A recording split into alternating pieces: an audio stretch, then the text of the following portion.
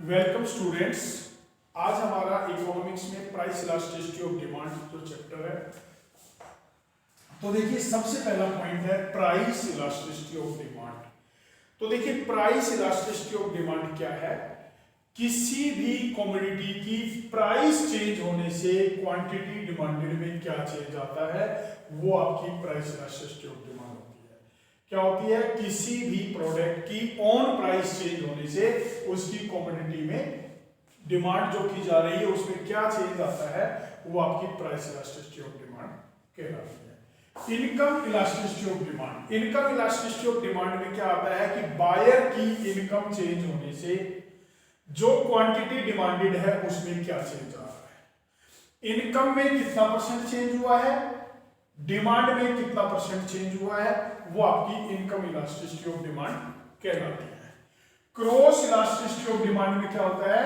किसी भी कमोडिटी की प्राइस में चेंज होने से, यानी प्राइस किसी दूसरी कमोडिटी की चेंज होती है, डिमांड किसी दूसरी कमोडिटी की चेंज होती है, तो वो आपकी क्रॉस इलास्टिसिटी ऑफ डिमांड कहलाती है।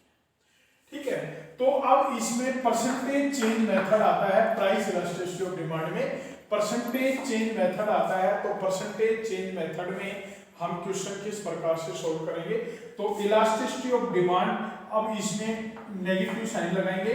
Percentage change in quantity demanded, quantity demanded में परसेंटेज चेंज कितना आया है और प्राइस में परसेंटेज चेंज कितना आया है, उस फार्मूले से हम निकालेंगे परसेंटेज चेंज मेथड से इलास्टिसिटी ऑफ डिमांड। और इसका जो दूसरा फार्मूला है minus delta Q divided by delta P into P upon Q. अब देखिए P is equal to price, P1 is equal to new price, delta P is equal to P1 minus P।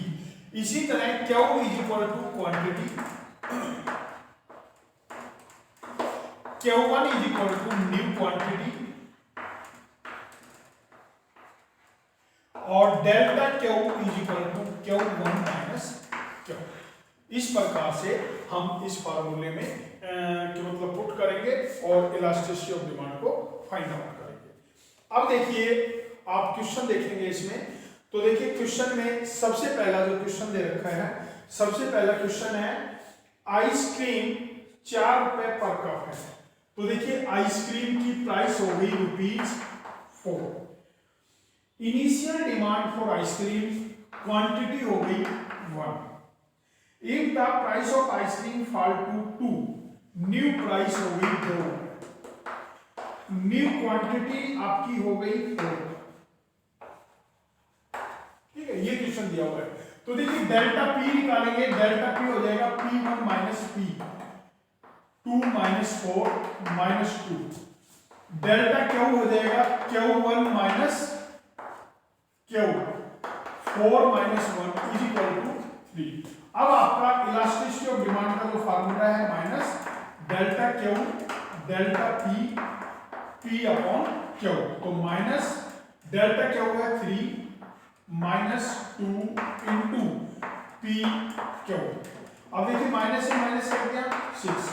तो आपका जो elasticity of demand है वो आपका कितना आ गया 6। आंसर क्या होगा?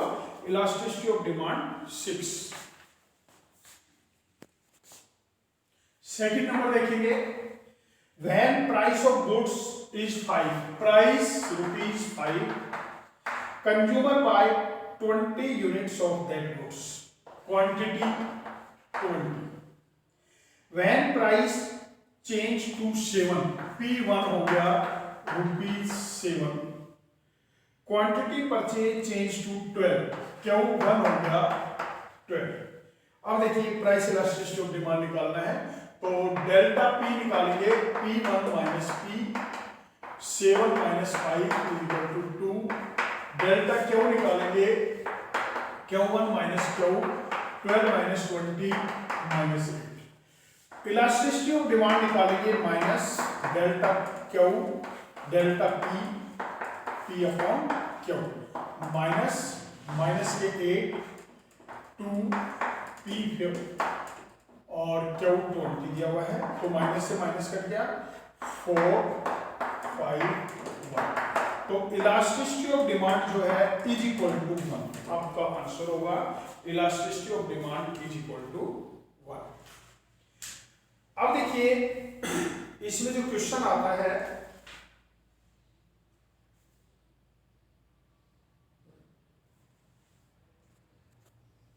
अब देखिए इसमें जो क्वेश्चन आता है, सबसे पहला पॉइंट आता है horizontal straight line demand curve and elasticity of demand. Horizontal straight line demand curve and elasticity of demand. तो देखिए हम इसमें किस प्रकार से लेंगे, x axis, y axis, price, quantity.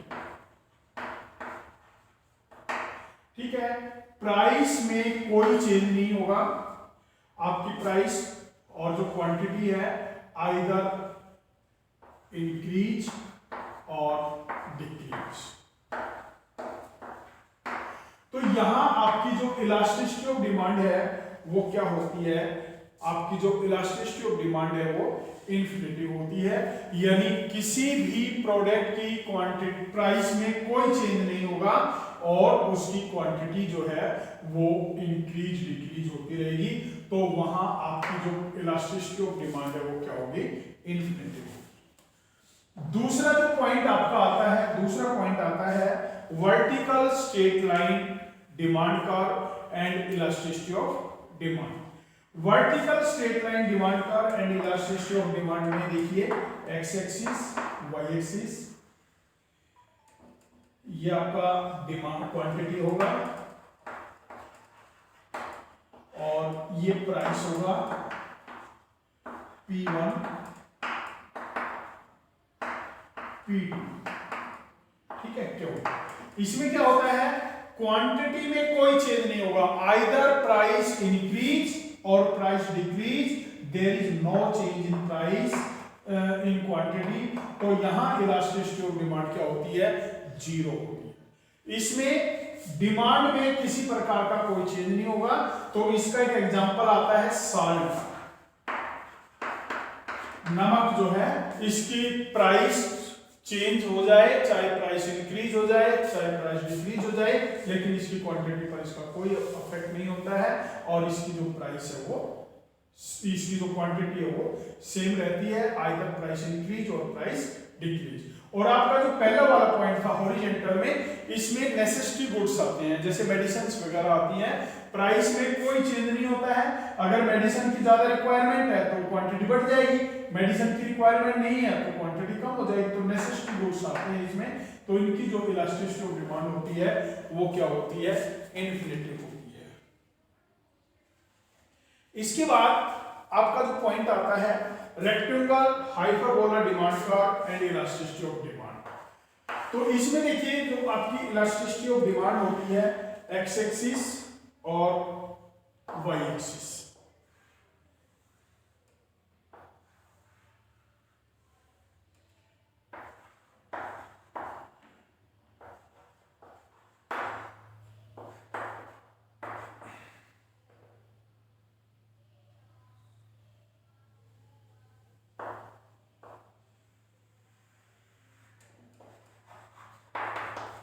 तो देखिए यहां इलास्टिसिटी ऑफ डिमांड क्या होती है, इज इक्वल टू 1 होता है। तो इसमें क्या होता है, इसमें प्राइस में जितना परसेंट चेंज हुआ है क्वांटिटी में भी उतना ही परसेंट चेंज होता है। प्राइस अगर 10% इंक्रीज हो जाती है तो क्वांटिटी 10% डिक्रीज हो जाएगी, और प्राइस अगर 10% डिक्रीज हो जाती है तो क्वांटिटी 10% इंक्रीज हो जाएगी। तो यहां जो आपकी इलास्टिसिटी ऑफ डिमांड है वो इज इक्वल टू 1।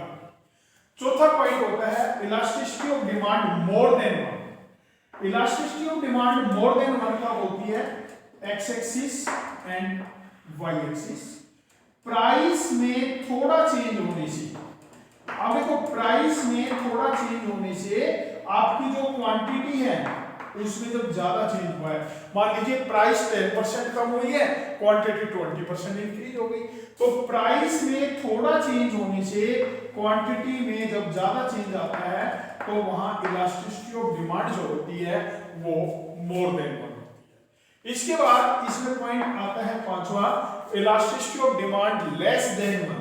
अब देखिए लेस देन 1 में कब होता है, x axis, y axis, price, quantity,